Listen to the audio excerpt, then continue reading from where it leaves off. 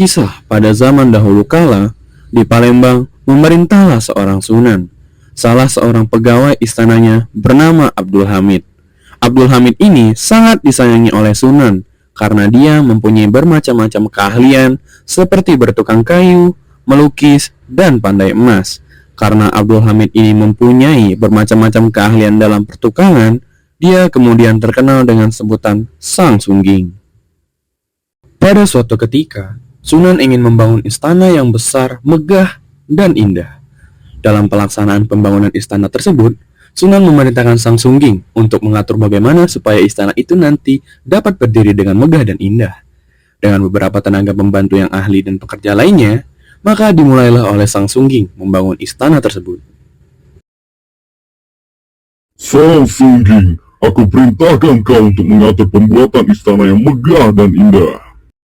Setelah bekerja keras dan memakan waktu yang lama, akhirnya istana yang diingini oleh Sunan itu selesai dengan bentuk dan rupa yang sangat indah yang mungkin tidak ada bandingannya pada masa itu. Aku telah menyelesaikan istana yang Sunan minta. Mendengar laporan Sang Sungging bahwa istana Sunan sudah selesai, maka Sunan beserta permaisurinya mengadakan pemeriksaan. Waktu pemeriksaan itu, bukan main Sunan merasa terpesona dan kagum akan keindahan istana itu. Setelah istana itu diresmikan dan didiami oleh Sunan, timbul pula suatu kecemasan yang mendekam di hati Sunan. Jangan-jangan nanti ada orang lain yang akan meniru istananya tersebut. Dia tidak mau mendapat saingan raja lain. Agar hal tersebut jangan sampai terjadi, maka Sunan melarang Sang Sungging keluar dari istana. Sang Sungging, aku melarangmu untuk keluar dari istana. Baik, Sunan. Melihat Sang Sungging juga sangat pandai melukis, maka ternyalah di hati Sunan untuk membuatkan lukisan permaisuri yang sangat dicintainya. Sang Sungging, buatkanlah lukisan untuk permaisuri. Tugas tersebut dikerjakan oleh Sang Sungging dengan rasa masyghul sebab takut kalau lukisan itu nanti tidak seindah atau secantik permaisuri yang sebenarnya.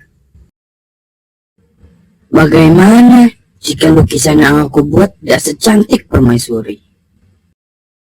Pada waktu lukisan itu hampir selesai, Sang Sungging terkantuk sebab pada malam harinya ia melukis sampai jauh malam karena perintah dari Sunan harus cepat diselesaikan. Dalam keadaan terkantuk inilah dengan tidak disengaja terjatuhlah setitik cat dari kuasnya dan tepat jatuh di paha sebelah kiri atas dari lukisan permaisuri. Tiada berapa lama, selesailah lukisan itu dan langsung diserahkan Sang Sungging kepada Sunan. Ketika melihat lukisan tersebut, ia sangat gembira dan kagum karena lukisan itu benar-benar seperti wajah permaisurinya. Akan tetapi, di balik kegembiraan tadi juga timbul suatu kecurigaan terhadap Sang Sungging karena dari mana Sang Sungging tahu bahwa di tempat itu ada tai lalat. Kenapa kau bisa tahu jika di paha sebelah kiri permaisuriku terdapat tai lalat, Sungging? Kau akan aku hukum karena telah berbuat tidak baik dengan permaisuriku. Dengan adanya setitik cat inilah dengan tidak diduga sama sekali akan mendatangkan malapetaka pada Sang Sungging. Sang Sungging dituduh berbuat mesum dengan permaisuri secara rahasia dan Sunan memutuskan hukuman mati buat Sang Sungging. Akan tetapi Sang Sungging berusaha melarikan diri keluar istana. Akhirnya Sang Sungging dapat lari dan terus ke daerah Uluan sehingga tidak mungkin didapatkan oleh pengawal istana lagi. Setelah berbulan-bulan dalam perjalanan, sampailah Sang Sungging ke suatu daerah di mana penduduknya telah beragama Islam. Sang Sungging berdiam di suatu tempat yaitu Tanjung Batu yang terletak di pinggir Lebak yang sekarang ini dinamakan Lebak Meranjat. Di tempat inilah Sang Sungging mendapat perlindungan dan menetap sampai akhir hayatnya. Di tempat kediamannya yang baru ini, Sang Sungging mengajarkan bermacam-macam keahlian seperti ilmu pertukangan kayu, pandai emas, dan lain-lain. Sehingga banyaklah orang yang datang untuk belajar terutama ilmu pertukangan kayu. Pandai kau, Sungging. Cobalah ajarkan aku keahlian kau itu. Akhirnya banyaklah muridnya dan ada juga yang menyebarkan keahliannya. Dengan keahlian ini, rupanya penduduk di daerah Tanjung Batu banyak pergi merantau dan makin terkenalah bahwa penduduk daerah Tanjung Batu adalah orang-orang ahli dalam pertukangan. Akhirnya dari cerita ini, Sang Sungging wafat dan dimakamkan di seberang Tanjung Batu.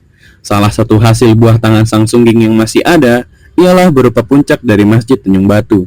Walaupun masjid itu telah beberapa kali dibangun, namun sebagai kenang-kenangan kepada Sang Sungging, puncaknya tidak berubah-ubah dan masih dipakai sampai sekarang.